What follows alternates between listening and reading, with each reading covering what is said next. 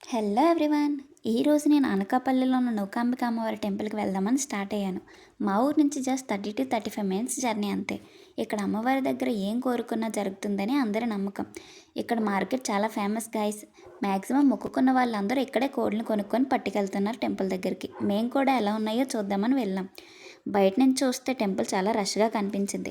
లోపల ఎలాగో మనల్ని కొబ్బరికాయ కొట్టుకొనివ్వరు కాబట్టి మేము బయటనే కొట్టేసి అమ్మవారి పాదాల దగ్గర పెట్టేసి దండం పెట్టుకొని వెళ్ళాం. అలాగే ఇక్కడ నూకాంబిక అమ్మవారికి అండ్ ఈ టెంపుల్కి చాలా ఇయర్స్ చరిత్ర ఉందని చెప్తూ ఉంటారు. అలా లోపలికి స్టార్ట్ అయిన తర్వాత ఇదంతా చూసి నేను అసలు రష్ లేదు, ఖాళీగానే ఉందేమో, వెళ్ళిన వెంటనే దర్శనం అయిపోద్ది అనుకున్నాను. టెంపుల్ చూసారు కదా గైస్, ఇంకా కొన్ని కన్స్ట్రక్షన్ వర్క్స్ అయితే ఉన్నాయి టెంపుల్కి. బయటన అమ్మవారి విగ్రహం ఇలా పెట్టగానే అక్కడికి వెళ్ళి ఫస్ట్ అమ్మవారిని దర్శనం చేసుకొని లైన్లోకి వెళ్ళాను. ఇక్కడ చూసారు కదా చుట్టూ ఎంతమంది ఉన్నారో. ఈ టెంపుల్ మ్యాక్సిమం ఎప్పుడు రష్తోనే ఉంటుంది గైస్. ఎప్పుడు అమ్మవారిని దర్శనం చేసుకోవడానికి వస్తూనే ఉంటారు. మాకైతే దర్శనంకి ఒక 25 to 30 మినిట్స్ అయితే పట్టింది. ఇంకా చాలా లేట్ అవుతుందేమో అనుకున్నాం ఈ లైన్ అంతా చూసి, కానీ ఫాస్ట్గానే జరిగిపోయింది. అమ్మవారిని పూర్వంలో అనగాదేవి అనేవారట. ఇక్కడ కొత్త అమావాస్య అంటే ఉగాది ముందు అమావాస్య రోజు అమ్మవారికి పండగ అవుతుంది. ఆ రోజు చాలా రష్ ఉంటుంది. అలాగే నూకాంబిక అమ్మవారిని 9 శక్తి రూపాలలో ఒకరుగా పూజిస్తారు.